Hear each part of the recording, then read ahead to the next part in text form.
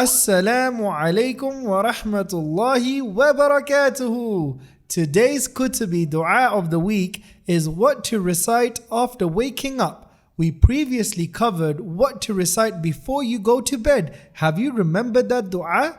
Perfect. Let's continue. The Messenger of Allah sallallahu alaihi wasallam used to recite Alhamdulillahi alladhi ahyana ba'dama amatana wa ilayhin nushur, which means all praise is for Allah who gave us life after having taken it from us, and unto Him is the resurrection. Remember when I explained that when you go to sleep, your soul goes to Allah?